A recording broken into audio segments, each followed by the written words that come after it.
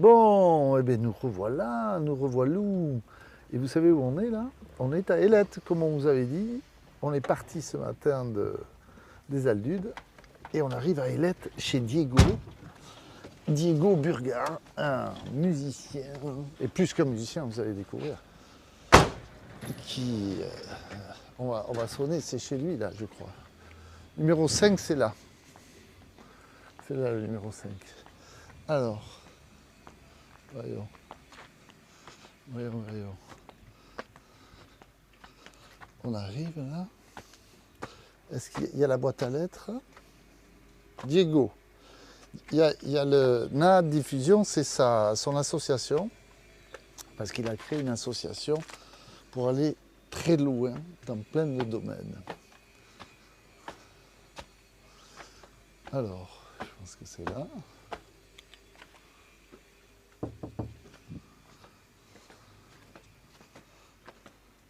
Diego?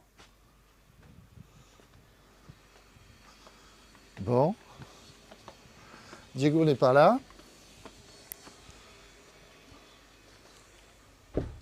Ah, j'entends une porte se fermer.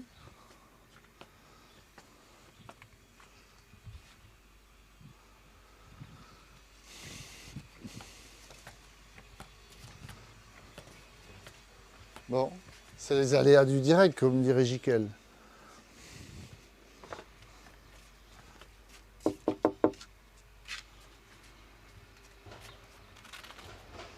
Bon, je vais l'appeler avec mon téléphone. Continue à filmer.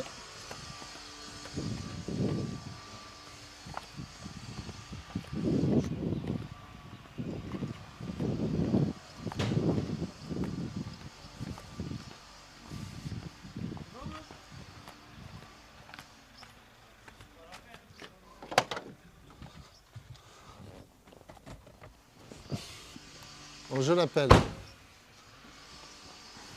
Diego?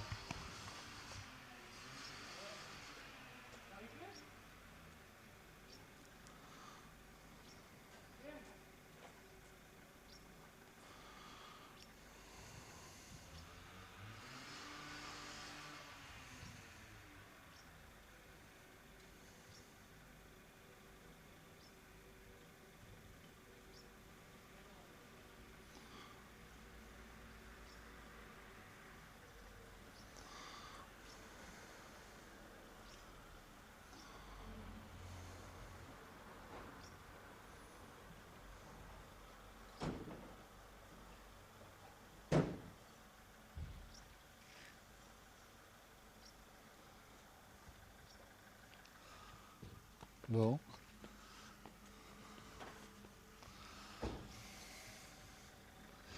Et c'est ce que tu peux faire, tu coupes, comme ça on recommence.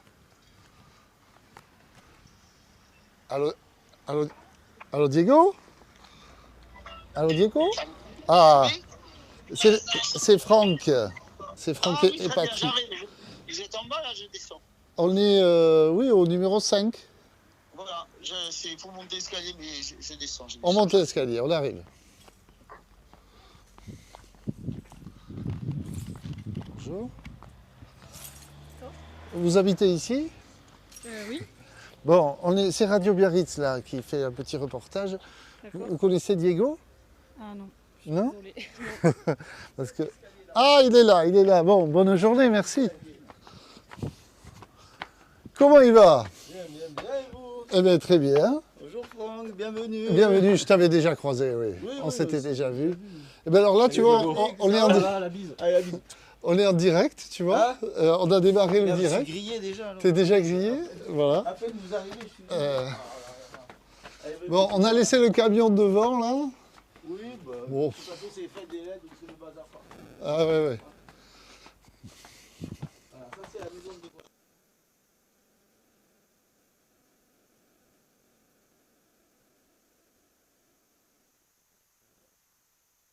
Et voilà. Ça, c'est ton petit banc. C'est ton jardin? Ah,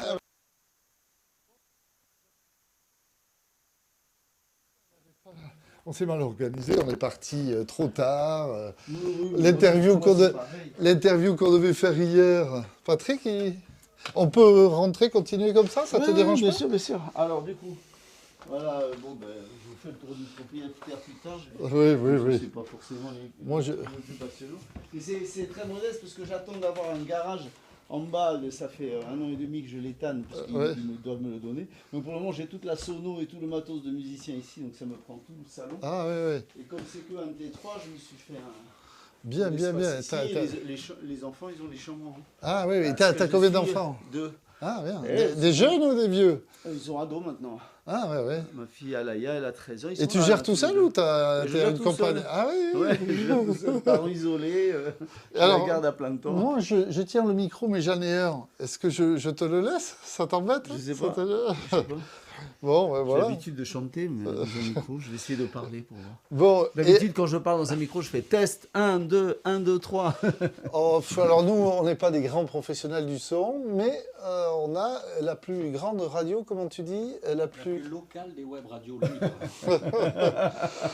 Bon, Excellent. voilà. Vous voulez vous asseoir peut-être? Allez, peut-être, oui. Je vais mettre- Alors j'étais en train d'écouter des vieux morceaux d'un groupe que j'avais fait dans les années 90 Ouais. et j'ai presque le laissé en fond, tiens. Ah ben oui. Ah ouais, parce que je suis en plein dedans là, j'ai fait une vidéo sur YouTube avec une des vieilles chansons. Là, je regarde parce qu'on allait. T'as vu le camion, là? Tu l'as vu? Ah oui, d'accord. Avec Radio Biarritz écrit de tous les Oh, côtés. punaise. Ah ouais, d'accord. Ah, vous avez le matos là, hein? Ouais. Super. Si ça vous gêne pas, je laisse un petit fond musical. Ah oui, au fait, je voulais te montrer le livre. Ah, voilà. Alors Ça, j'en ai c'est- un deuxième à paraître, mais pour le moment, c'est celui qui Les cycles d'évolution. Et je peux te l'acheter? Hein? Là, Oui, bien sûr, bien sûr. Ah, génial. Bien sûr, Eh bien ben, sûr. je vais aller chercher les sous. Au contraire, j'en ai quelques-uns encore. Bon, ben très bien. Écoute, parce que moi, j'ai pas eu le temps. Alors, Patrick, tu vas t'asseoir avec nous. Comment tu fais? Ah oui, oui. Ah, tu peux pas? Attends, À mon avis, tu auras plus de connexion là-bas. Hein. Donc du coup, là, tu vois, ça filme. Il y a perte de connexion? Ça filme, mais c'est le direct qui... Ça filme toujours, mais bon, c'est le... Continuez. On continue, ouais. On peut pas ne pas s'occuper de toi, Patrick, Je enfin. sais, mais j'essaie d'être discret. Voilà, mais Bon, écoute, attends, je vais me installe-toi. mettre... Toi, t'étais là, non, avant? N'importe, mais c'est pour qu'il ait un point de vue, peut-être. Qu'il y ait un peu de lumière. Je sais pas, toi, t'es dans la lumière. Est-ce que c'est bien Ouais. là comme ça pour Ouais, toi au niveau de la lumière, on est éclairé. Il est éclairé, lui, surtout, parce que bon, on s'en fout. Après, je peux mettre de la lumière électrique. Hein. Ah, Ne vous occupez pas de moi. Hein. Et on Bon, fait pas de ça va. montage, n'oubliez pas. oui, il n'y a aucun montage. Aucun sur ces- montage. Bon, j'espère que vous allez quand même faire des coupures. Non, rien. Rien du tout. Rien Oh, du punaise. tout. Je suis triplement grillé. Oh là là. Bon, Diego, alors on fait une interview improvisée, hein, tu vois. Même moi, qui suis censé t'interviewer, j'ai pas étudié plus que ça le personnage. Oui. Donc, mais quand même, j'ai vu des grandes lignes, j'ai quand même des éléments. Et moi, parce qu'aujourd'hui, là, on est à Ailette, tu vis ici avec tes 2 enfants. Ouais. Mais tu as tout un parcours de vie. Moi, ce que j'aimerais bien, c'est soit on part de ce que tu fais aujourd'hui, et après tu nous racontes comment tu y es arrivé, parce que c'est intéressant de voir ce parcours que tu as. Moi, je pense que tu as un parcours qui... Toutes les vies sont intéressantes. J'avais bien envie de commencer, si le réseau fonctionne, si tout fonctionne, Patrick... Venir avec vous. Et non, parfait. J'ai bien envie de commencer sur cette idée, et même tiens, j'ai même envie de faire l'inverse, comme ça, Patrick et moi. Tu vois, je vais te mettre le micro, là, voilà, ou dans l'autre sens, c'est plus esthétique, là, comme ça. Et tu nous fais l'interview. Non, mais tu te... Voilà. Mais non, on Alors, regarde. comment se passe votre association et Écoutez, ma comment avez-vous eu l'idée de créer la radio? Non, c'est, Bon, alors moi, ce que je voulais commencer... je te laisse tendre le micro à Diego. Ah, comme tu veux. Ben, parce que ça va être compliqué. Ou alors je parle dans ton cou. Non, mais quand tu voudras poser des questions, je te filme. Ouais, ok, ça marche. Mais vous voyez là, vous voyez tout l'envers du décor. Et c'est l'intérêt aussi de ça, c'est que on essaie d'être dans l'authenticité. au maximum. D'ailleurs, c'est un des 3 mots-clés que Patrick a choisi pour sa radio, c'est être authentique. Donc, après, tu n'es pas obligé de nous raconter. Encore, moi, je ne vais pas te poser les questions. Et si tu n'as pas envie de répondre, tu ne réponds pas, quoi. On est d'accord. Après, moi, je peux les poser. Ah, mais- Tu es sur un malentendu, on Non, peut mais apprendre des moi, choses. ce qui m'a attiré, moi, personnellement, dans le fait de venir t'interviewer, c'est que tu es dans des domaines qui m'intéressent beaucoup. L'art, la science, parce que tu parles dans ce livre, dans ce dernier livre qui s'appelle l'avant-dernier, je crois. Bah, disons que c'était mon premier livre qui Ouais. est sorti en 2020, donc, comme Ouais. je le disais. Et là, je suis il y a une campagne de prévente qui est organisée pour un livre qui devrait normalement sortir officiellement à la rentrée. Très bien, bon. Oui, donc je disais que ce qui m'intéresse beaucoup dans ce que tu fais aujourd'hui, mais on va revenir sur ton parcours, c'est qu'en fait, tu es, d'après ce que j'ai compris, et c'est tout l'intérêt de l'interview, c'est que si j'ai bien compris, tu es quelqu'un qui aujourd'hui a une démarche spirituelle. Alors le mot spirituel peut faire peur à certains, en tout cas, tu es dans ces logiques alors, à une époque, on appelait ça le développement personnel, mais j'aime pas trop ces termes-là. C'est un cheminement personnel. Oui, sur le chemin, je dis ça simplement parce qu'effectivement, il y a une notion d'évolution. C'est d'ailleurs tout le propos du livre. Hein, Ouais. c'est- Les cycles d'évolution de la conscience. Voilà, c'est ça. Alors ça, il y a beaucoup de choses qu'on peut dire. Je suis sur le chemin parce que des événements, effectivement, m'ont amené à cheminer. Ouais. L'idée, c'est, quand je parle d'évolution, je le dis dans le sens d'une sorte d'expansion ou d'amélioration, en tout cas. Ouais. C'est là où le développement personnel peut avoir éventuellement du sens. Mais ça reste, le développement personnel reste quelque chose justement de personnel. Alors que quand on touche à ce qu'on appelle, entre guillemets, spirituel, on touche au transpersonnel, quelque chose qui est au-delà de simplement le moi. Voilà. Alors, D'accord. c'est bien expliqué dans le livre, mais grosso modo, il y a tel que je perçois les choses. Hein, je suis pas parole d'évangile, mais bon, quand même, c'est étayé par de nombreux auteurs et mystiques, etc. Il y a donc, on peut le schématiser comme ça. Le moi, c'est notre personne, justement, voilà, avec son histoire, ses différences, ses j'aime pas, etc. Ça, c'est notre vie incarnée en tant qu'être humain. Et il y a des dimensions de la conscience qui, pour la plupart des gens, sont dans l'inconscient. Justement, c'est-à-dire qu'elles ne sont pas conscientes, mais qui Pas sont... consciente, ça veut dire quoi Alors, en fait, elles sont conscientes, mais pas dans l'espace du moi.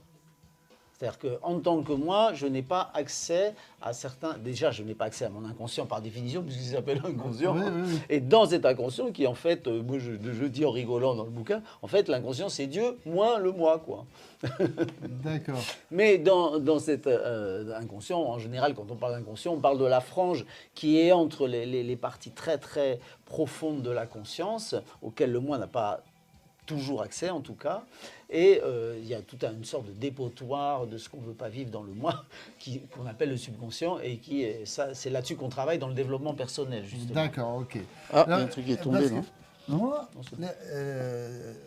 ok, donc on voit un peu dans quel domaine tu te situes aujourd'hui. Donc tu amènes un enseignement ou tu accompagnes des gens? Qu'est-ce que tu fais concrètement? Alors, concrètement... Là, c'est à l'envers, là. Ah ouais, Patrick va rectifier. Voilà, là, ça va tenir. Parfait. Concrètement, moi je suis musicien, hein, de toute façon, voilà, c'est mon truc, quoi. Oui. Mais c'est vrai que la musique en tant que telle est une sorte d'ouverture, quoi. C'est pas quelque chose, voilà, où on travaille son linéaire, on connecte avec justement des dimensions de l'inconscient, de l'inspiration, etc. Comme tous les artistes, hein. Mais dans la musique, comme c'est quelque chose qui se vit dans l'instant et qui est au-delà d'un objet, comme si on fait de la peinture, ou du mental, comme si on fait des C'est écrits, immatériel total. c'est vibratoire. Ah oui. La musique, c'est par complètement définition, vibratoire. c'est vibration de l'air, mais c'est vibratoire. Ouais. Donc, C'est vibratoire. et c'est dans l'espace autour. Et là, tu Ah ben voilà, c'est le voilà. mot, et qui est issu de ce concept de vibratoire d'ailleurs. Hein? Vibe, Voilà. sans le savoir, parce que Vibe. je pense que Patrick, tu vas leur dire un mot si tu veux, mais le vibratoire, c'est quelque chose qui t'intéressait au départ, sans être forcément dans des logiques... Ah oui, pas de cette vibration-là. pas de C'était celle-là. les ondes. très matériel, très matériel. Mais en fait, ce que toi, donc là, c'est intéressant parce que tu pars de quelque chose qui est dans le monde physique, la musique, les vibrations musicales, puisque tu es un musicien, on va en parler, tu as été musicien de groupes connus mondialement. Et ce monde physique dans lequel tu as vécu très fort t'a amené à vouloir creuser un petit peu ces mondes non physiques, invisibles, comme on dit. C'est aujourd'hui où tu te situes dans cette recherche, ce travail, dans ces domaines-là. Est-ce que tu peux... Qu'est-ce que oui. Alors, donc voilà, en tant que musicien, donc comme c'est vibratoire, on a forcément une conscience des choses, un peu, on ressent les choses, on parle de feeling, voilà. Et si on veut vraiment, si on aime vraiment la musique, on développe ça, ben on développe toute une sensibilité qui, en elle-même, qu'on peut qualifier de spirituel, entre guillemets, bien sûr. Oui, parce que spirituel, c'est un terme quand même. C'est ça, c'est connoté. Mais il y a quand même une réalité aussi. Donc c'est pour ça que je parlais du moi et de ce qui n'est pas le moi, pour dire que la spiritualité, c'est de ne pas se limiter au moi. Or, par la musique, par le son, par la création, on est au-delà du moi. C'est d'ailleurs très intéressant, je le dis dans le livre, c'est que les artistes, justement, sont confrontés à un paradoxe terrible. C'est que... C'est qu'ils doivent ils vivent des moments où ils sortent complètement du moi. Par exemple, certains grands artistes sur scène, ils sont là, ils sont évidemment connectés à quelque chose qui les dépasse immensément, quoi. Ouais. Et c'est pour ça que le public reçoit ça. Puis il y a une unité qui se crée entre le public et les ça, tu l'as groupes. vécu, ça? Oui, bien sûr. Tu l'as vécu? Et je l'ai vécu, mais c'est quelque chose qu'on retrouve souvent. Et quand l'art fonctionne, quoi, quand ça prend, quoi. Et du coup, donc il y a une sorte d'expansion de conscience où on arrive à une unité avec le public, et avec on est connecté avec des sources d'inspiration. Enfin, on est complètement au-delà du moi, on se connecte avec autre chose qui est au-delà du moi. Puis quand on retombe après le concert, on se retrouve avec les trucs, l'artiste, bravo, un autographe ou je sais pas quoi, et on se retrouve complètement dans l'ego, qui du coup prend au contraire une enflure, parce que du coup l'ego, il récupère... parce que l'ego, disons, c'est le moi qui essaie de compenser des manques, quoi. On va simplifier comme ça. Mais bon, c'est aussi, moi j'ai lu sur l'ego que c'était aussi le système de survie. Oui. C'était un système de survie lié à ça. J'aime bien. Mais toi, tu as observé ce phénomène de manière assez systématique. C'est très impressionnant. Et c'est impressionnant parce que, parce que vous allez parler un peu de ton passé artistique, des fameux groupes. Ah oui, tiens, parce que là, tu n'as pas de micro. Moi, j'essaie de m'approcher du micro de Diego. En fait, ce que je voulais te dire, c'est que tu as approché, toi, ce que tu décris, ton ego, etc. Mais entre le passage, tu es sur scène, et après faire les autographes, mais toi, tu étais à un niveau quand même incroyable, donc tu l'as ressenti vraiment très fortement. Parce qu'il faut savoir que tu étais quand même le bassiste d'un petit groupe qui fait encore, qui court encore les petites salles, qui s'appelle Indochine. Voilà, c'est ça. C'était il y a plus de 40 ans. Voilà, raconte-nous un peu. Moi, j'étais en 88. Juste pour finir avec cette idée. Ouais, voilà, et donc, l'artiste, lui, se retrouve souvent dans une espèce de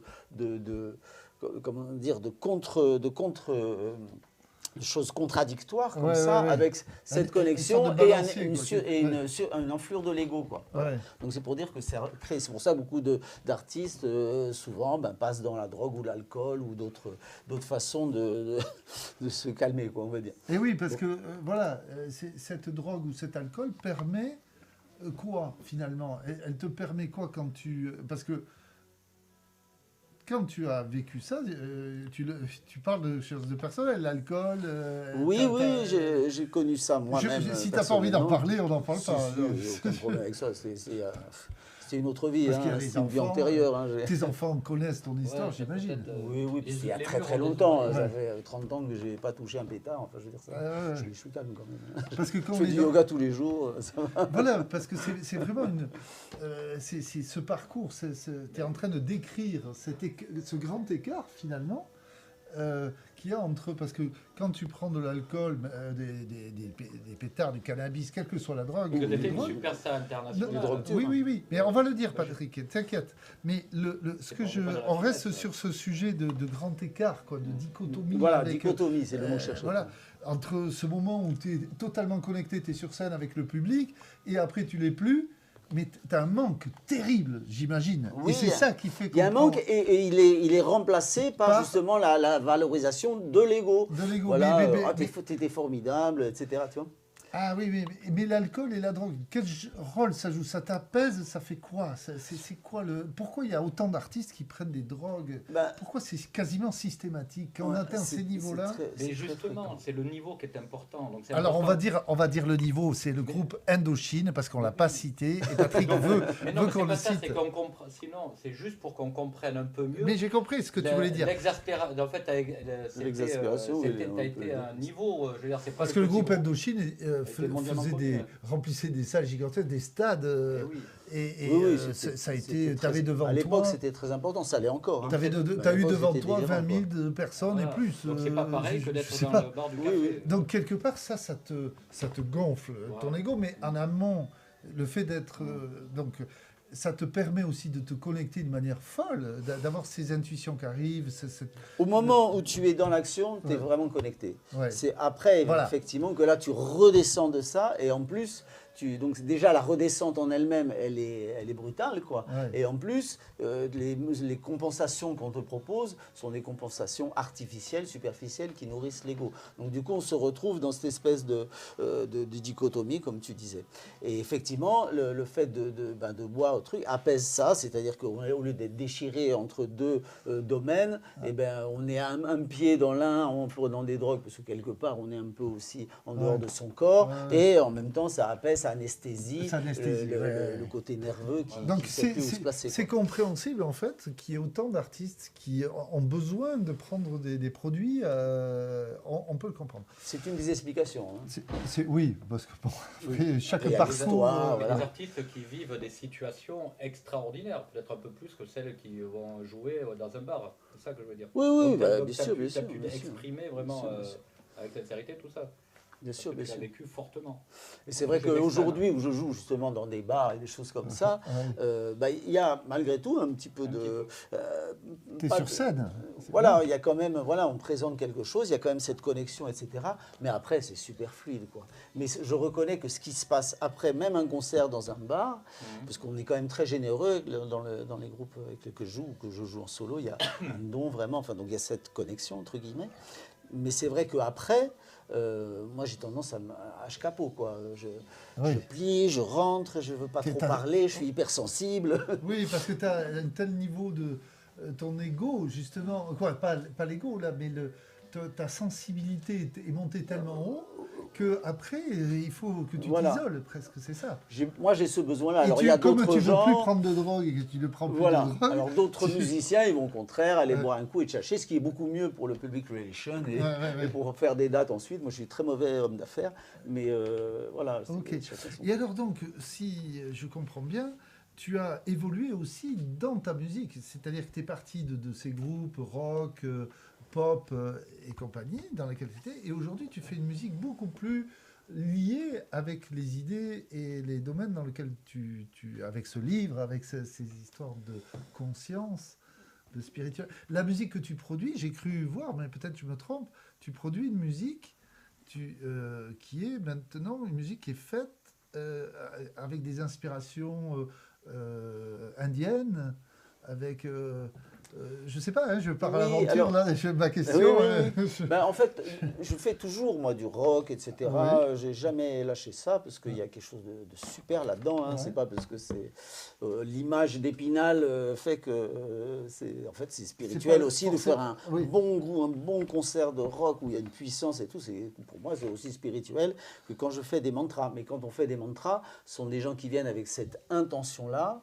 Donc on chante, donc même dans un petit contexte, on crée quand même quelque chose d'assez élevé au niveau des énergies qui sont là, quoi. Donc il y a quand même quelque chose de très bien. Mais je fais les deux. Hein, D'accord. et entre les deux, c'est quand je joue surtout en solo, ben, je fais des compos, de la bossa, des trucs un peu chill comme ça. Il va falloir- Et tu te quelques chansons produis françaises. quand, là, prochainement, qu'on aille voir que Alors, moi, ça m'intéresse de Ah ouais, t'entendre. Ouais, ouais. Eh ben, demain, je joue, alors c'est dehors, donc si le temps le permet, mais je pense que ça devrait le faire.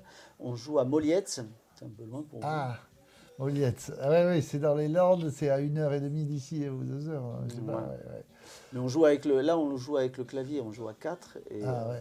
c'est- Est-ce que dans c'est les... vraiment super, Parce que là, quoi. on est sur les routes d'Iparralde, du Pays Ouais, Basque donc, Nord. non, ça va pas le faire. Est-ce que dans les 15 jours, jusqu'au 20, 22, nous, on tourne donc, Je crois que le 21, on est au Carodéa à la Bayonne. Ah, il faudrait qu'on revienne à Bayonne. Nous, on revient de l'intérieur le 22. Mais bon, donc ça se fera une autre fois. Ça se fera une autre fois. Le 21. Sinon, Bon, Mais quand c'est sur place, on peut y aller quand on veut. On n'a pas besoin Donc- de camping-car. oui, voilà. Donc en gros, tu as joué dans ces groupes célèbres, à des niveaux avec des publics gigantesques. Voilà. Tu as vécu ça. Ensuite ou en même temps, je ne sais pas, tu as créé d'autres groupes. Oui, alors ça a été. En fait, j'ai toujours eu dès le départ la volonté. J'étais créatif dès le départ. En fait, Ouais. j'étais bassiste professionnel, etc. C'était mon instrument de prédilection. Ouais. Mais j'écrivais déjà des chansons depuis dès que j'ai commencé la musique. 19 ans, j'avais déjà. Je crois que à 22 ans, comme ça, j'ai enregistré un premier 45 tours. À l'époque, Ah. c'était des 45 tours, Ouais. qui étaient pas mal d'ailleurs. Là, en ce moment, je suis en train d'écouter des vieux trucs de ma carrière, justement, des Donc vieilles là, tout ce créations. qu'on entend enfant, c'est toi. Oui, c'est des créations du passé. Ouais. D'accord. Et que je YouTube va pas nous dire il y a des droits d'auteur, on bloque. Non, Ça dépend de ta maison de disques, ou si tu en as une, ou ça non, dépend non, de ton je sais producteur. plus dit. Non, non, C'est c'est perso, Ah ouais, ouais, ouais. donc il n'y a pas de problème. Mais tu passes sur Ou, Radio c'est ou Bien. pas- la SACEM, bon. Ok. Oui, oui, non, non, c'est bon. C'est bon. De Ah, toute façon, on mais l'entend pas là, et puis Ouais. voilà. Et puis, Ouais, mais tu sais, l'algorithme est très fin. Hein. à ce moment-là, je pourrais intervenir s'il faut. Ouais, bon, ok. Oui, oui, on te demandera. Voilà. Bon, mais ça fait partie du direct. Hein. Voilà, c'est ça. Ça clignote, c'est normal? Oui. Bon, très bien.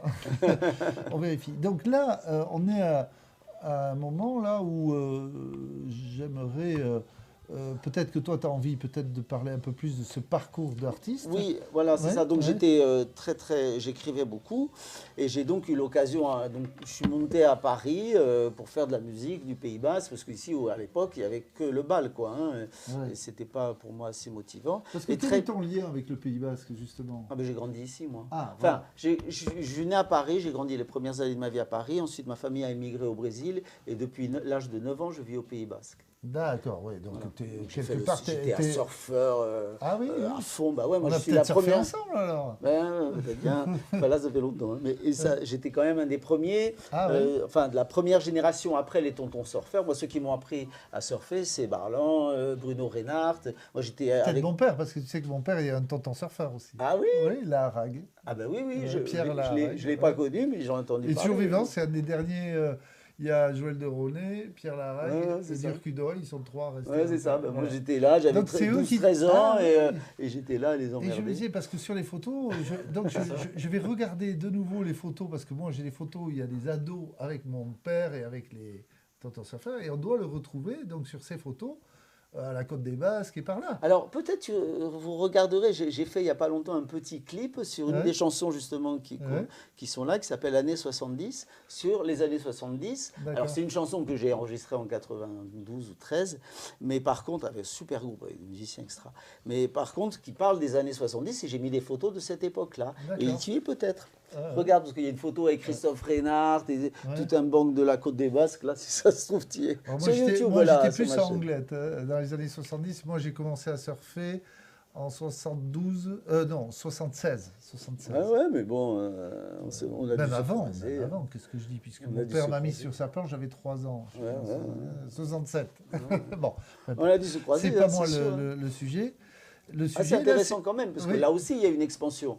Quand tu es là dans l'élément, que tu attends les vagues, qu'il y a, je sais pas, un coup de surf, enfin, il y a des moments où c'est pareil, tu te connectes à quelque chose de beaucoup plus grand que toi, tu n'es pas dans le moi. Et quand tu surfes, au moment où tu surfes, tu es tellement dans l'instant présent, dans le flux, que c'est pareil. Il y a cette même chose que quand tu es en concert ou comme ça. Tu Il y a peux pas exactement la même mettre chose. ton ego en avant quand tu surfes. Là, Mais c'est non, compliqué. non. Là, Alors tu je tombes vois un vite. peu sur maintenant les nouveaux trucs, on les voit un peu peut-être, mais moi je pouvais pas en tout cas. Et je pense qu'à l'époque, Ouais, on- ouais, ouais. c'était des années comme ça très très fluides, il n'y avait pas trop de monde, on découvrait un peu ça.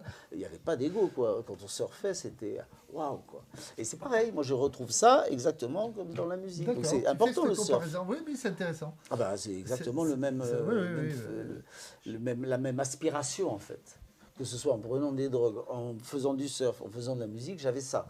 Donc évidemment, je commençais déjà à lire des bouquins comme Alan Watts, des choses comme ça.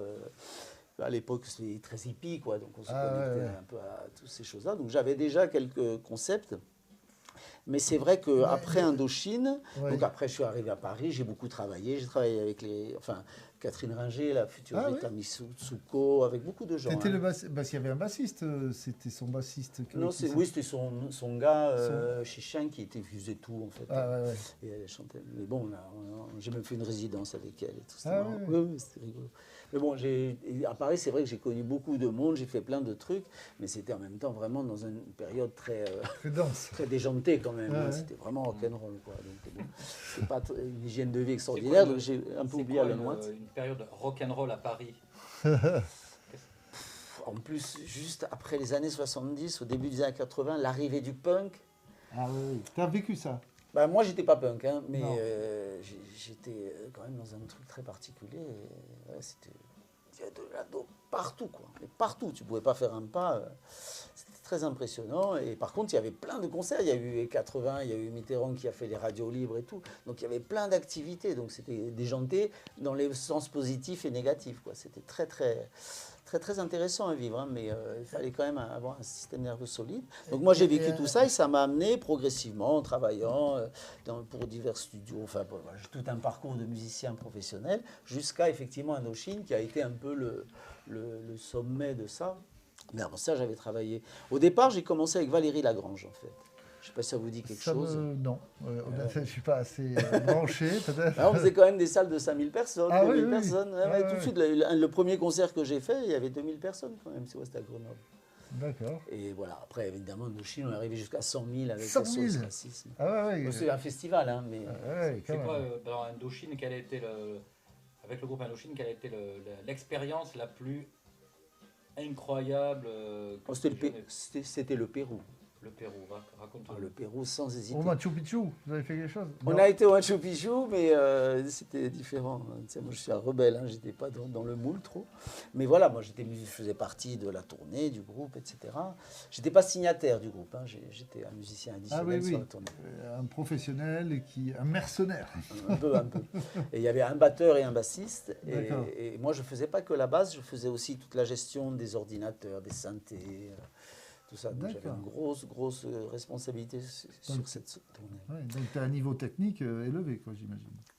À l'époque, j'étais performant. Ouais. Et donc voilà, et à la base, j'ai toujours bien joué. Enfin, bien joué, je sais pas. J'ai toujours joué, ça plaisait toujours. Donc la preuve, c'est marrant. Si t'embauchais, si des groupes de ce niveau-là avaient besoin de toi, c'est que tu ne devais pas être minable. Ça, c'est sûr. Je ne sais pas, mais en tout cas, ce qui est marrant, c'est que donc, parce que entre deux tournées, j'avais commencé à travailler chez un importateur de synthé, et c'était à l'époque où arrivaient les sampleurs, le MIDI, toute une nouvelle technologie musicale qui était passionnante. Et du coup, je n'avais pas tourné, donc du coup, je me suis fait embaucher là-bas, et c'est là où j'ai vraiment appris à me servir de toutes ces machines. Et d'ailleurs, c'est drôle parce que j'ai rencontré plein de gens là-bas. Enfin, Prince et tout ça, Laughlin. T'avais des copains de ces temps. C'est pas un copain, mais Prince, j'ai failli partir à Paisley Park travailler. Ouais, parce que c'est vrai que j'étais à l'aise avec tout ça. Bon, bref. Et puis, par contre, je suis parti avec Indochine pour d'abord m'occuper des synthés. Et puis après, ils m'ont dit, bon, on va prendre un bassiste et un batteur pour la tournée. Et ils disent ça, on va prendre un batteur et un bassiste pour la tournée. Je dis, mais vous savez que moi, je suis bassiste, hein, je fais ça, moi, c'est presque pour m'amuser, quoi.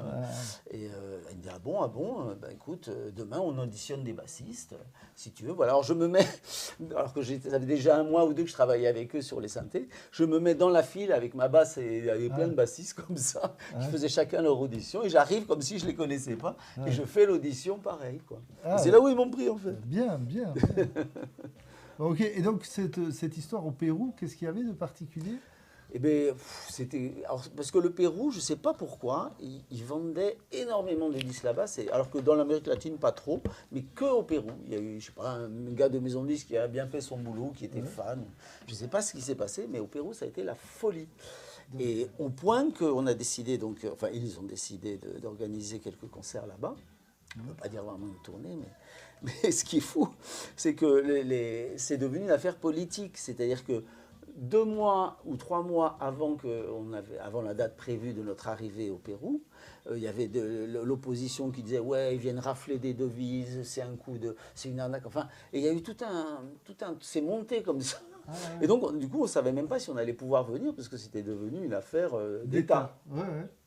C'est dingue. Alors nous, ça nous a évidemment rigolé, tu vois, on n'était pas du tout là-dedans. Rafler des devises. Une Et oui, trentaine, parce que- des gars de rock'n'roll d'une trentaine d'années, enfin bon bref. Et, Oui, voilà. mais ça brasse beaucoup d'argent quand même tout ça. Donc, Nous, on gagnait que dalle, on avait un per diem là-bas et puis on venait pour l'amour de l'art. c'est les pratiquement. producteurs qui, eux, prenaient énormément d'argent. alors. Oui, mais même, tu sais, organiser des concerts là-bas, c'était vraiment, même les gens les organisateurs, Ah bon ils prenaient pas tant Non, d'argent que c'est- ça. Hein, c'était... Là, je te parle en béotien total. Hein. Ouais, non, il faut pas croire. C'était vraiment un truc, ça marchait là-bas, les gens avaient envie de venir, donc ils ont été chercher des bouts de sono en Argentine, un bout en Uruguay, en fait, tu vois, ils ont rassemblé des trucs. Et ça s'est passé Ils dans ont un loué stade. le plus grand, Voilà. le plus grand stade de Lima, à Marota, où il y avait plus de 10 000 personnes. Non, tu m'as dit 100 000. Ah non, ça c'était SOS Racisme à Paris. Ah oui, oui. C'était ok. là où il y avait le plus de monde, mais c'était pas Ouais. le plus fascinant. Et donc vous êtes arrivé au Pérou, déjà dès l'aéroport, il me semble qu'il y avait, c'était quand même assez... Oui, j'avais même montré une vidéo. En fait, quand tu arrives à l'aéroport, donc déjà, pas de douane, des trucs comme ça, on est accueillis comme comme des stars. Ouais, ouais. On est les stars, hein. Et on arrive sur une loggia et on voit dans le hall de l'aéroport, c'était bondé de gens. Il n'y avait plus de place pour passer.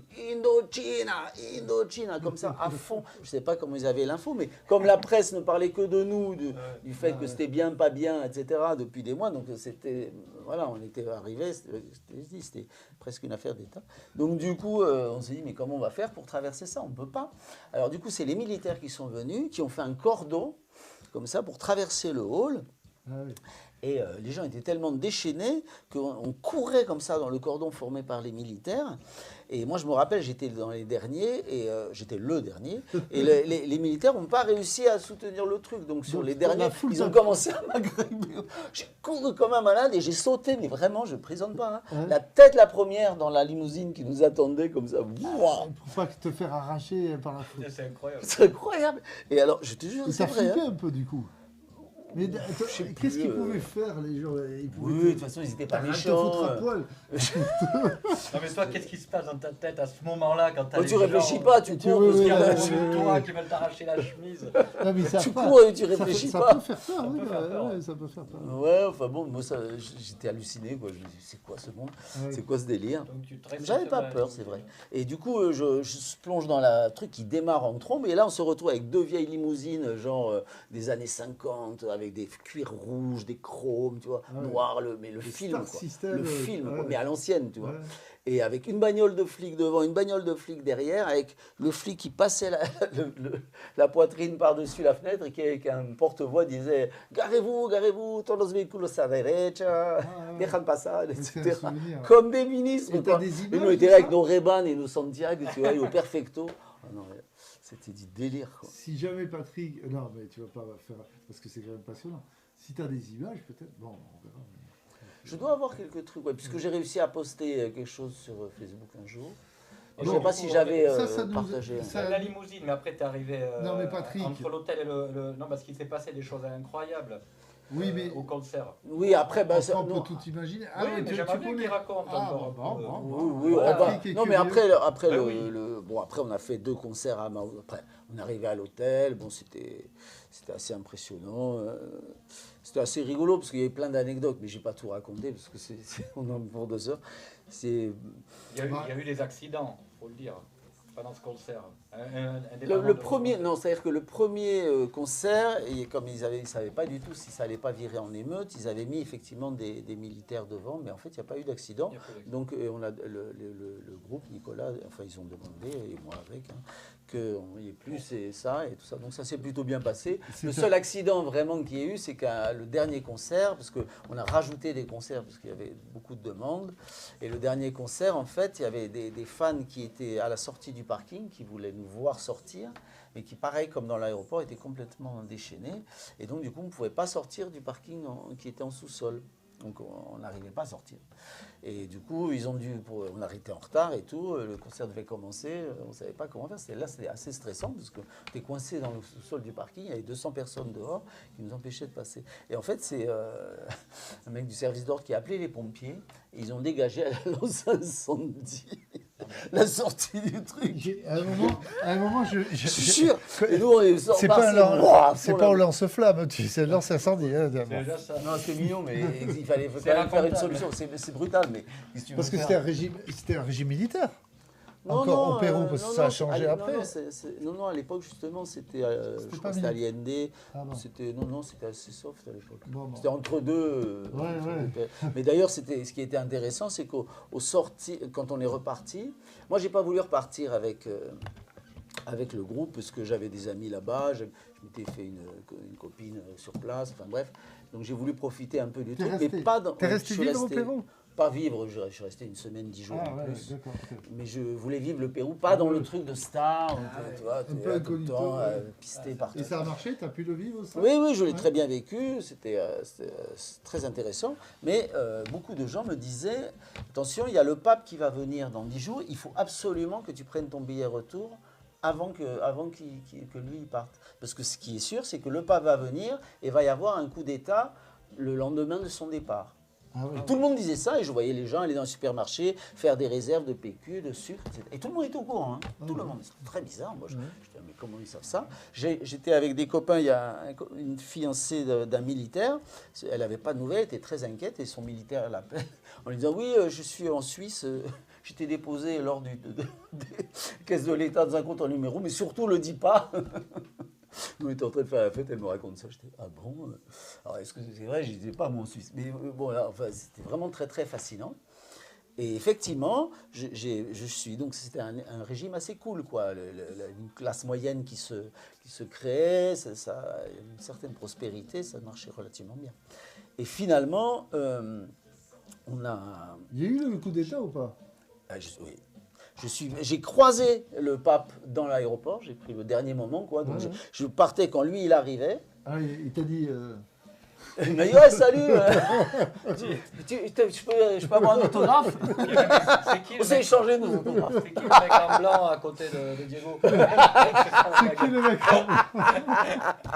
Bon, les égos étant bien gonflés. Et voilà, mais le truc, c'est qu'effectivement, on passe on se croise comme ça. Et 2 jours après, j'apprends par les nouvelles qu'il y a eu un coup d'État. Ok, donc il y a vraiment eu ce coup d'État. Le jour du départ du pape. Donc, je ne sais pas ce qui se passe, ce qui se dit, ce qui se fait. C'est backstage papa, je ne sais pas. Papal, je ne sais pas, mais c'est chaud, quoi. Et du coup, j'ai appelé ma copine qui n'arrivait plus à me joindre. Donc on a réussi quand même à se parler, on s'est envoyé quelques écrits et tout ça. Et en fait, elle a dû émigrer, parce c'est la fille de quelqu'un de responsable du gouvernement assez haut placé. Donc ils sont partis en Floride et après elle a vécu en Floride, où elle a vécu heureuse. Mais elle a dû émigrer, quoi. C'est l'histoire. Voilà, bon, toute une histoire. Sacrée histoire, tout ça. Alors ça, c'est la partie émergée de l'iceberg.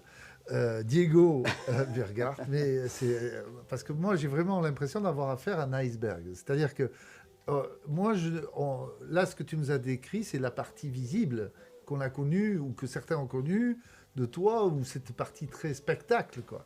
Aujourd'hui, et depuis des années, c'est pas aujourd'hui, depuis des années, tu as développé, pas en sous-marin, mais tu as développé tout ce cheminement dont on parlait au début, qui t'a amené à écrire des livres là-dessus.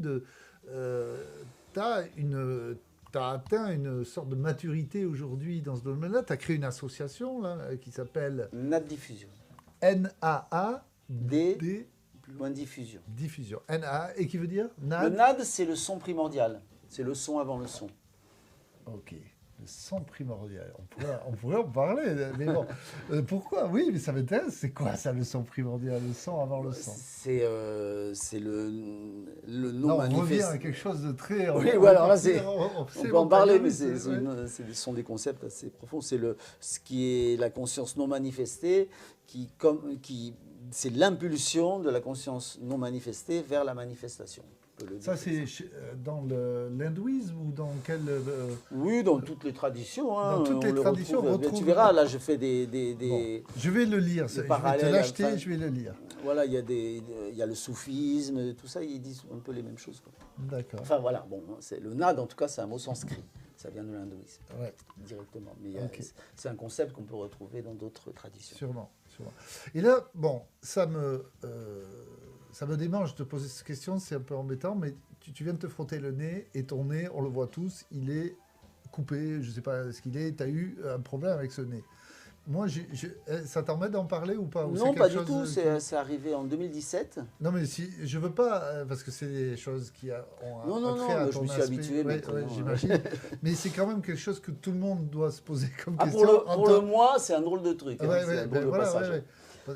Il s'est passé plein de choses. Oui, oui, je vais en parler, mais je pense que ça participe d'une certaine évolution. Donc, c'est vrai donc, qu'on ne peut pas passer des heures et des heures. Ouais. Juste pour C'est- conclure oui. avec un Mais moi, Indochine pas, et tout ça. on n'est pas obligé, je sais pas, Patrick, parce que là, moi, je sais Non, pas. on est limité par ton temps à toi. C'est voilà. Nous, on C'est- n'est pas limité. Nous, on n'est pas limité par le temps. C'est pour ça, moi, je suis un peu embêté par rapport à toi, parce que on peut le dire. Il faut que je fasse à manger pour les gosses. Tu devais, voilà, tu dois Non, faire à non. manger pour les autres. Tu devais manger. T'avais pris rendez-vous avec un Avec de ton tes monsieur fils, pour- ouais. Oui, non, mais ça y est, ils sont tous les deux. en Bon, Bon, on verra. Alors, juste pour On avancer, a combien de temps là, histoire de que. je ne sais pas quelle heure il est.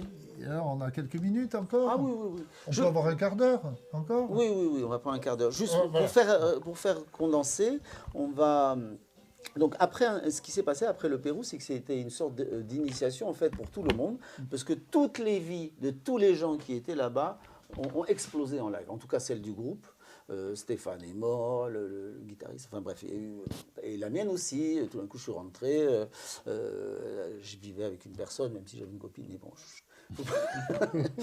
voilà, tout ça, tout Là, a explosé, la quoi. personne qui a entendu, mais c'est diffusé partout. Hein. Il faut le décodeur, on a un fil. Voilà, c'est ça. Mais ça, j'aime pas ça. Non, c'est très bien. Bon, enfin bref, Non, devant moi, plutôt. toutes nos vies à tous ont Mais c'est complètement incroyable. explosé. Donc on s'est retrouvés, voilà, chacun a plus de repères, plus de Ah, le de groupe a construction. explosé, tu veux dire Le groupe a explosé, s'est reconstruit, mais uniquement autour de la personne de Nicolas. Tous les autres ont Ouais. quitté. Enfin, ça a été vraiment très très fort. Après ce Pérou. Oui, alors qu'on est allé au Machu Picchu, donc il y avait quand même une c'est incroyable. symbolique, Ah ouais. tu vois, il y a quelque Ouais. chose comme si voilà, on acceptait une certaine initiation. C'est l'arrivée du Ah, pape ouais, qui a ouais. fait un break. Non, non, Et- il parlait d'une forme d'initiation quelque part. Là. Ah ouais. Et C'est pour à- les autres aussi, à- pas, à- pas que toi. Les autres Après aussi. coup, c'est comme ça que je l'ai Ouais. interprété, et c'est d'ailleurs un petit peu le sujet de ce livre. Et Tu donc, donnes envie de le lire, hein, de plus en plus. T'es très bon, hein, t'es très très bon. et du coup, à partir de là, ben, effectivement, on a recréé d'autres phénomènes. Et moi, j'ai commencé à m'intéresser. J'étais en Espagne travailler pour Mécano, mais là en tant qu'auteur. Donc, j'ai fait pas mal de choses. Mécano, Et- c'est un groupe aussi mondialement connu. Voilà. Et Ah début ouais, 90. Tu prends la dimension du Et personnage. après cette, voilà. Et après cette période, j'ai eu une période quand même de creux de la dingue, vague. ouais. Et c'est là où j'ai vécu une expérience franchement spirituelle, celle-là, dans la mesure où c'est assez proche d'une EMI, d'une mort MDE, quoi. imminente, Voilà, ouais. c'est ça. Sauf que c'était lié à une paralysie du sommeil. Mais enfin, pareil, je suis là. Et c'est vrai qu'à partir de ce Donc, moment-là... tu as fait une sortie de ton corps. Oui, oui, oui, je vais pas... D'ailleurs, j'ai été interviewé il n'y a pas longtemps là-dessus, ça va apparaître sur YouTube, sur la chaîne Témoignage. Bon, alors, moi, je reviendrai t'interviewer. C'est ce que j'allais dire. Parce que Chacun là, a la moi, je vais te dire. Là, Oh, t'es dans j'avais son son univers, là. Pourquoi je suis aussi intéressé par tout ça? C'est parce que j'ai développé une chaîne YouTube qui s'appelle L'œil de Franck et qui n'est pas. Donc là, on avait pensé faire une diffusion simultanée sur ma chaîne, mais c'est pas le cas. Mais moi, c'est des sujets qui me tiennent à cœur. Et donc peut-être que sur ces sujets-là bien plus précis, bien plus, j'allais dire profond, mais tout est profond quelque part. Mais j'aimerais beaucoup revenir. Bon, c'est une petite parenthèse fermée. On continue encore quelques minutes. Voilà. Hein, Et donc, après pardon, cette hein. expérience donc, que je développerai, qui sera sur YouTube, dont on pourra Et parler voilà, plus et on précisément, pourra parler. effectivement, là, ma vie a basculé. Je suis rentré là, toujours musicien, toujours, voilà, parce que ça m'habite complètement et que jusqu'à la fin, je jouerai, mais Oui. avec par contre cette dimension-là que je voulais des compréhensions, je voulais avancer sur ce chemin de la conscience.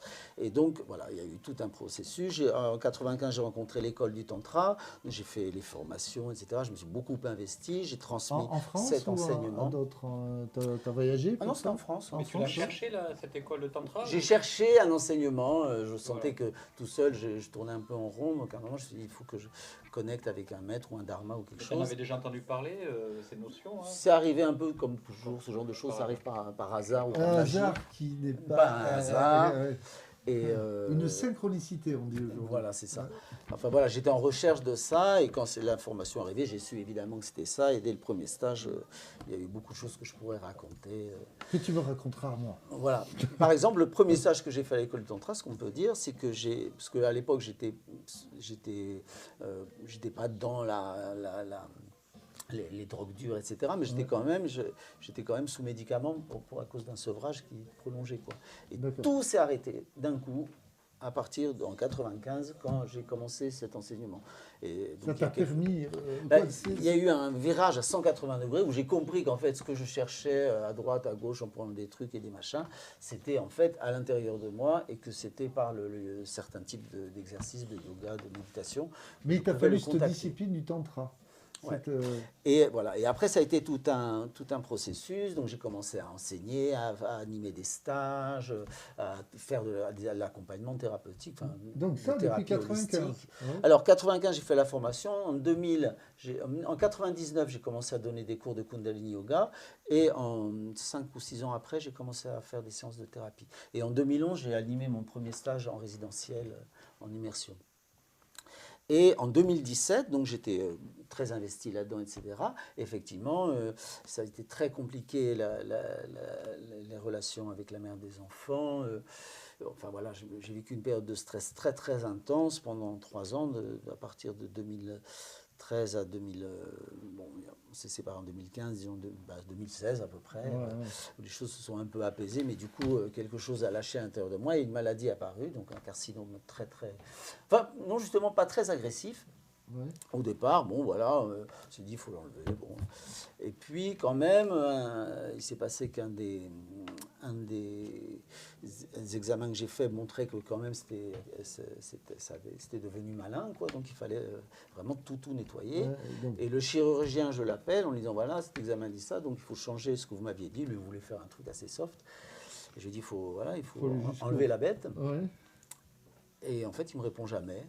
Et donc c'est très très bizarre parce qu'il ne me répond pas, je me retrouve pour l'opération, et il fait en fait l'opération qu'il a décidé sans tenir compte ni du dernier examen ni de ce que je lui avais demandé.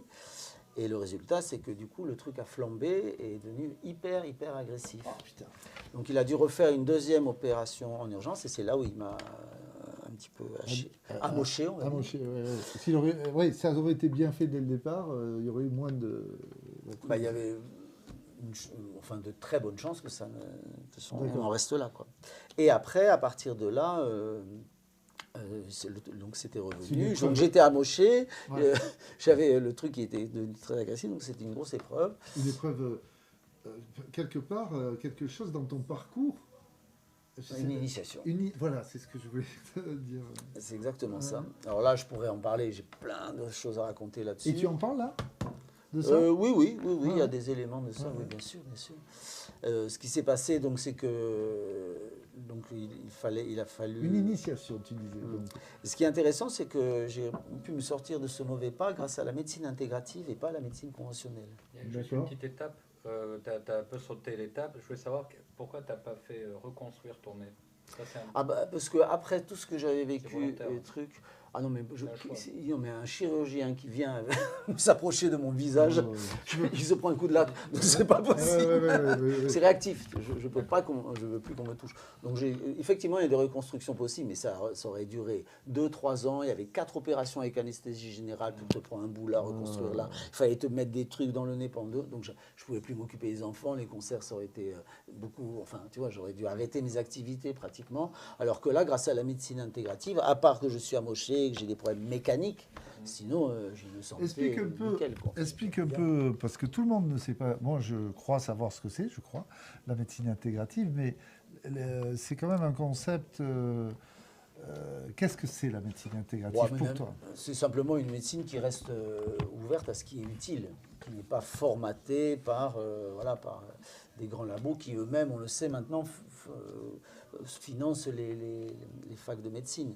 Donc ce sont les médecins hein, qui ont fait la fac, mais qui sont restés ouverts et qui vont juste là où c'est utile. Donc s'il faut faire une chimio, ils vont la faire, mais ils vont à côté de ça travailler le microbiote et tout ça pour compenser les effets toxiques de la chimio. Moi, j'en ai pas fait. Hein. J'ai refusé. Ouais, j'ai refusé. Ça a été dur. T'as pas fait de jeûne, ce genre de choses? Le jeûne, justement, en médecine intégrative, ça peut être utile, mais c'est quand même quelque chose qui peut être dangereux, parce que si ton microbiote est faible, ça peut au contraire aggraver ton cas. Donc en général, par exemple, il y a beaucoup de cas de dépression qui sont liés à des post-jeûne, enfin, qui sont... Derrière un cancer, quand tu as eu tous ces produits chimiques qui ont tué ton biote, c'est ça que tu veux dire? Non, là en l'occurrence c'était le stress une période très difficile de ma vie qui m'a mis en état de stress constant avec très peu de sommeil, des situations de vie très difficiles. Et du coup, c'est ça à mon avis qui a amené vraiment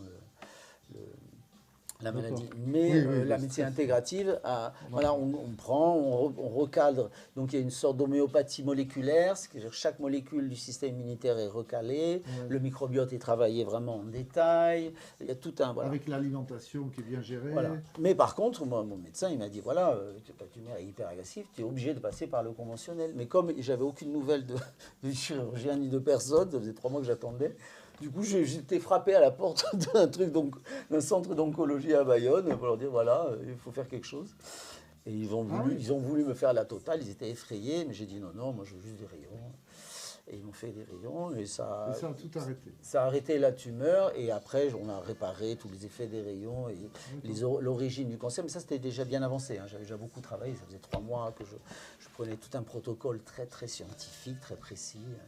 Et là, je me fais accompagner de manière plus ou moins sensible, parce que la médecine intégrative intègre aussi des éléments de la médecine chinoise, etc. Oui, d'accord, avec les énergies. Les énergies.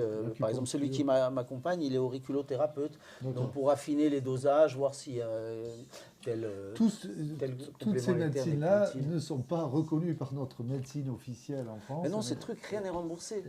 Donc ça coûte beaucoup, beaucoup moins cher qu'une chimio, par exemple. Mais comme c'est pas remboursé, tu es obligé de la payer de ta poche et il faut les avoir. Quoi. Quand tu es malade, que tu ne travailles plus et que tu dois sortir 2000 balles de... Donc ça ne t'a pas empêché du coup donc tu as été même quelque part obligé de continuer à travailler à bloc quoi, hein, c'est ça. Et de te produire et de m'occuper des enfants. Et de t'occuper des enfants. Ah oui, parce que tu en as eu la garde. Voilà, c'est venu un peu après, mais j'avais déjà une garde alternée. D'accord. Bon, donc en fait cette initiation forte, puissante que tu as vécue, tu as vu que depuis... Oui, je vois le geste. Ah, le micro, pardon, oui. C'est que cette forme d'initiation, je comprends la notion d'initiation au travers de cette épreuve. C'est une épreuve terrible que tu as vécue. Ce que j'appelle la contraction qui amène à une expansion si tu y mets de la conscience. Voilà. Et grâce à tout ce que tu avais déjà fait avant dans ce domaine-là de la conscience, tu as pu traverser aussi cette épreuve. C'est pas arrivé comme ça sur un terrain... où il n'y avait rien sur ce terrain. Il était fertile, ce terrain. Oui, ça m'a permis en fait de beaucoup comprendre de choses sur mon histoire, transpersonnelle aussi. Enfin, ça a été très Donc au niveau, parce que tu étais déjà thérapeute, tu étais déjà dans des logiques d'enseignement avant. Oui, j'enseignais le yoga, j'animais des stages depuis 2011. Hein. Et alors, oui. Et la thérapie depuis 2006. Donc là, quelque part, j'imagine que ça a été pour toi une étape dans ce chemin incroyable, extraordinaire, j'allais dire, peut-être pas souhaitable, mais quand même, tu te sens plus fort aujourd'hui, plus serein par rapport... J'aimerais savoir ton ressenti par rapport à ce parcours. Beaucoup de lâcher prise. Voilà. Beaucoup de lâcher prise. Après, voilà, les choses, tu finis par accepter les choses. Comme j'ai dû apprendre à accepter mon nouveau visage. Ah oui. Tu vois, ça n'a pas été évident, ça. Ok, ça oui, met longtemps, parce que... ça. Hein. Ça met longtemps. Mais voilà, du coup, au bout d'un moment, tu lâches prise, tu prends les choses comme elles viennent, tu fais ce que tu as à faire et le regard des autres. Et les autres, comment... Parce que, bon, là, moi je trouve que tu n'as pas un visage déplaisant. Parce qu'avec les yeux, peut-être, je ne sais pas, il y a beaucoup de choses qui passent par le regard aussi, et tu souris facilement. Moi, j'ai un ami qui est brûlé entièrement. C'est le fils de Marie Gottschall, tu connais peut-être. Je suis en train de retrouver Lou. C'est donc à l'âge de 5 ans, la voiture de sa mère a pris feu, il était dedans. Donc il a été brûlé à très très haut niveau, pas que le visage, hein, tout le corps. Et voilà. Et donc quand on le regarde, là, je veux dire, là, on a perdu tout ce que le visage peut exprimer. Et c'est quand même quelqu'un qui exprime, qui travaille beaucoup avec le cœur, ça a été une initiation pour lui. Donc moi, ça m'amène à cette question, c'est que toi, aujourd'hui, après cette épreuve terrible, où la mort, je veux dire, le cancer, Oui, c'est la j'étais- mort. c'était- une une fonction épreuve- vitale était. Voilà, parce que tu nous as parlé d'expérience de mort imminente, de MI, c'est pas à ce niveau-là, c'était avant, Oui, c'était bien avant. bien avant. Ça a Non, été non, au contraire, hein. Non, là, il ne s'est rien passé de cette. Oui, mais quand même, comme tu avais déjà vécu quelque chose de très proche de la mort avec cette EMI, tu parlais de paralysie du sommeil, mais c'est une sortie extracorporelle, quoi. Une sortie du. Oui, Il y en a oui. qui parlent de corps astral, de corps de lumière, Oui, c'était ou une de sorte ton de- âme. voilà, Genre, voilà. bon, Une sorte de sortie du corps. on pour aller creusera ça. dans l'astral. Et si moi j'ai C'est la comme chance si- de pouvoir interviewer sur ma chaîne, moi j'aimerais bien creuser tout ce domaine-là. Là, parce que là, on voit le temps qui passe, il nous reste quelques minutes parce que les enfants sont au-dessus. Je rappelle, ils n'ont pas mangé et là, je me sens un peu coupable. Mais toi, aujourd'hui, donc après cette épreuve, il y a 7, 8 ans, hein, 6, 7 ans, tu continues plus que jamais à développer avec cette association NAAD Diffusion. Tu organises beaucoup de choses et j'ai cru comprendre que tu t'étais mis en collaboration ou en tout cas il y a un partenariat, je ne sais pas comment tu appelles ça, avec la maison forte d'Ailette. Avec cette, Avec vous faites des Santa Maria. pourquoi j'appelle la Santa maison Maria. forte C'est Santa le Maria. J. Santa Maria, c'est lié à l'église dans la mesure dont c'est une maison du XIIe siècle. Ah oui. Qui correspond à peu près à la création de l'église, donc il doit y avoir un lien, mais c'est complètement indépendant. Donc tu et fais venir beaucoup de... C'est là où je fais mes stages en résidentiel Voilà. depuis maintenant 10 ans. C'est là où on a été en se trompant tout à l'heure. Je croyais que c'était là qu'on avait rendez-vous, mais en fait, il t'avait dit que c'était chez toi. Donc j'ai tout mélangé. Et avec Santa Maria, tu es en partenariat, tu organises tous tes stages là, parce que c'est une activité privée qu'ils ont là-bas. C'est pas... Oui, c'est associatif aussi, parce Ouais. qu'ils font beaucoup de choses, beaucoup de concerts. Là, c'est les fêtes des LED, donc ils participent en faisant un concert chez eux. Moi, j'en ai fait des concerts là-bas aussi. On a fait des satsons, des concerts de rock, on a fait toutes sortes de Donc, choses. LED- Et mes stages en résidentiel se font là-bas. Ils ont une excellente nourriture, c'est un très beau coin. Là, du coup, je pensais y passer maintenant, mais ça va être trop tard pour eux, parce qu'on passera peut-être tout à l'heure Ouais. au café ou comme ça. Bon, alors, peut-être qu'on peut conclure là-dessus, mais on va peut-être parler aussi de ton association, ce que tu proposes comme activité, comme stage, l'association... donc, toutes tes activités se passent à Ailette. Ailette est devenue un haut lieu grâce à toi, j'ai l'impression, et d'autres.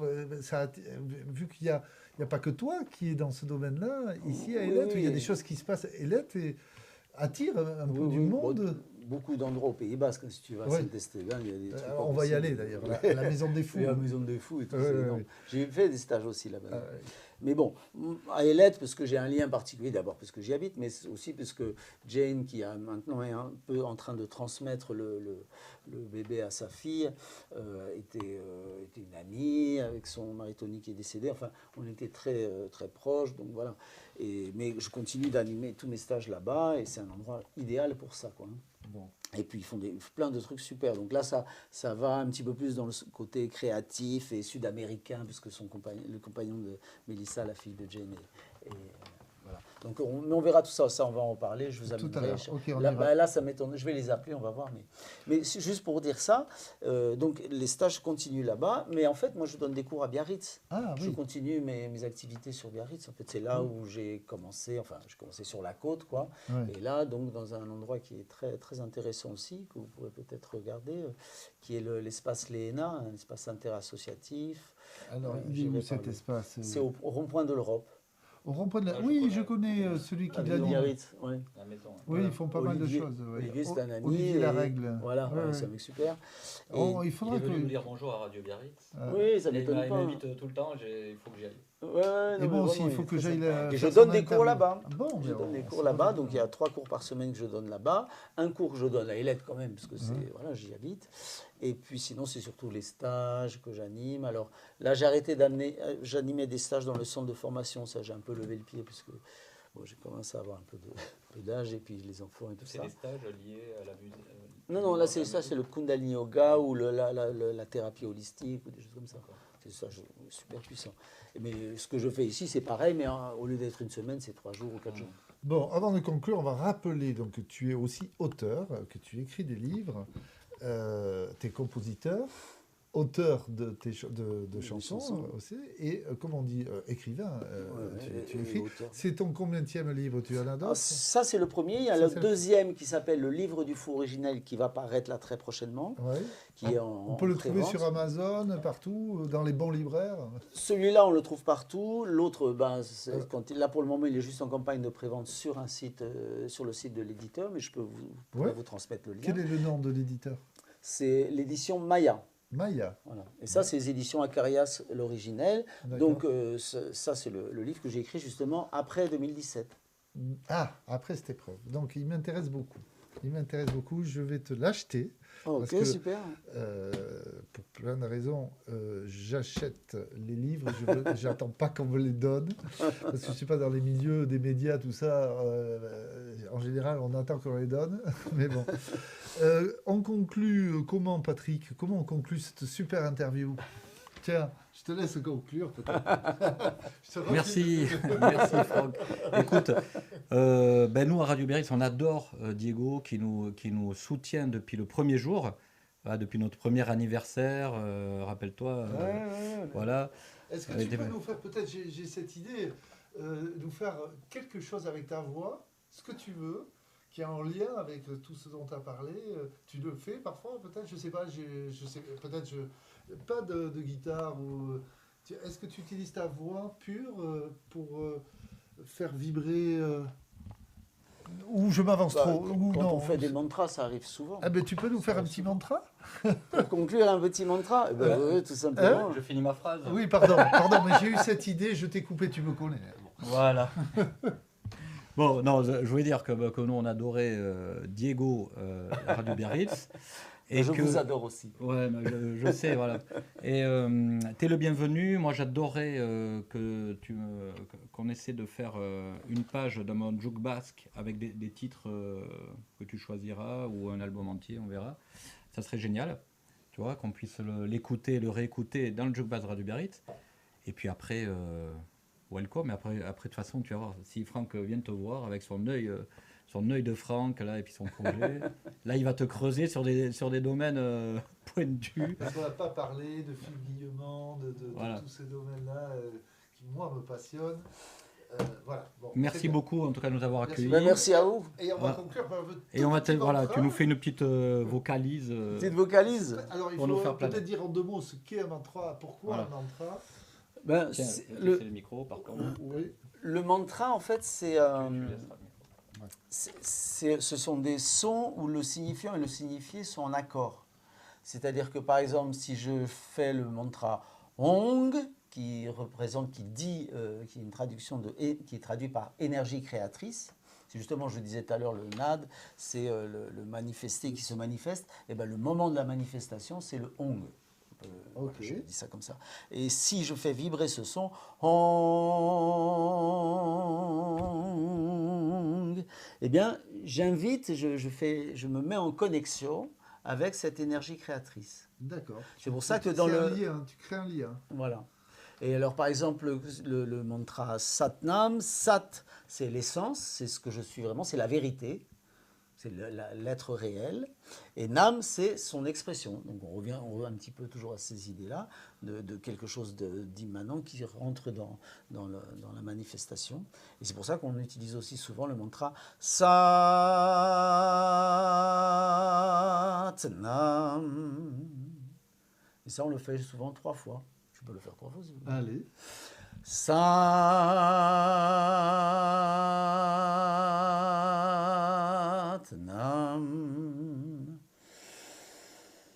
Satnam.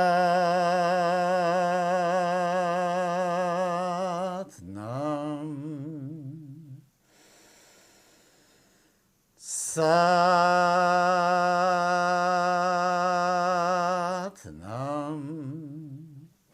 Satnam. Villeshker à Dix. Satnam, ouais. Merci Villeshker. beaucoup. Merci beaucoup. Merci tout le monde. Merci Diego. Peut-être